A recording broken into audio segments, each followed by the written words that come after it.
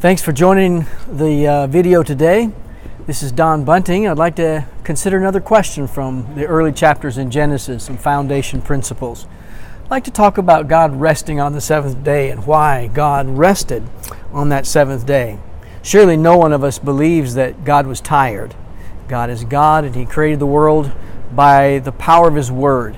And we cannot in any sense think that God was tired and therefore had to rest. In Hebrew, like in English, the word rest means to cease, to desist, to come to a stopping place. And while that's true in English, something comes to rest, meaning it stops in a particular point. The same is true of the word in Hebrew. And so God stopped on the seventh day. He ceased, He finished His labor.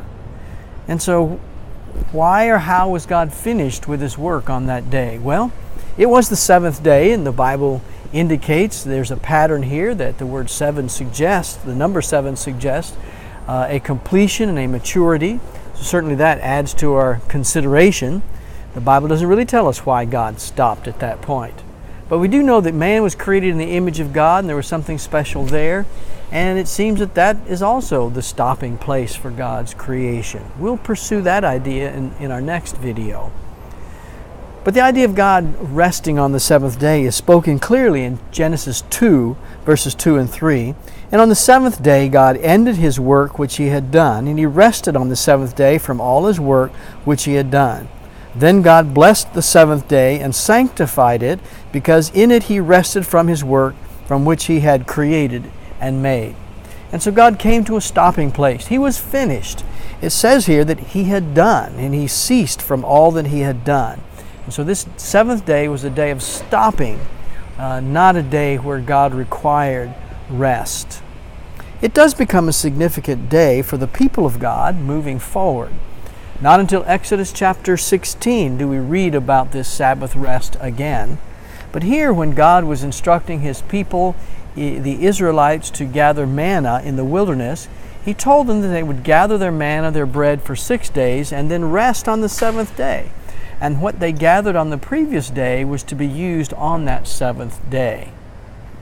They were not to work. And in verse 23 of chapter 16, He said to them, "This is what the Lord has said. Tomorrow is a Sabbath rest, a holy Sabbath to the Lord. Bake what you will bake today and boil what you will boil today. You're not supposed to cook or work on the next day." But what we see here is that this is a Sabbath to the Lord. This was a day that was not devoted to working for your own welfare and for your own needs, but this was a day to consider God and to cease from your work to be more focused on His work. And so a Sabbath, a holy rest unto the Lord. In chapter 19 and 20, particular chapter 20 verse 10, in the listing of the Ten Commandments, this Sabbath, seventh day, was important to the people of God again. "In it you shall do no work, not any of your family." In verse 11 we read, "For in 6 days the Lord hath made the heavens and the earth and the sea and all that's in them, and He rested on the seventh day. Therefore the Lord blessed the Sabbath day and hallowed it." This is a day that's set apart, sanctified as special to the Lord. It has nothing to do with God being tired, and it has nothing to do with God being concerned that we are getting tired. This is a day to be dedicated for God's purposes, His focus, and spiritual things.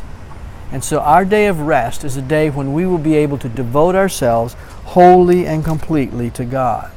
Throughout the book of Leviticus and even in the Israelite history, we see references suggesting that people were lax about devoting themselves to God on this hallowed day of ceasing. Our Sabbath is mentioned in Hebrews chapter 4. The Israelites were to remember the Sabbath day that was the seventh day of the week. But in the instructions of Christ and His apostles, our Sabbath day is not on the seventh day of the week.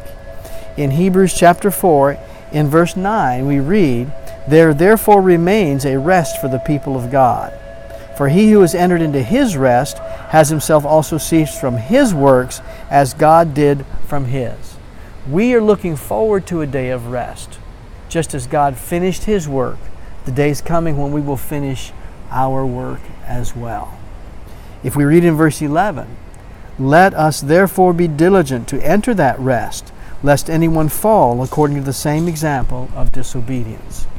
We understand the rest described here to be a rest with God in eternity in heaven. Thank you for listening. If you're interested in further studies, please consider my website, nycbibleteacher.com. Thank you.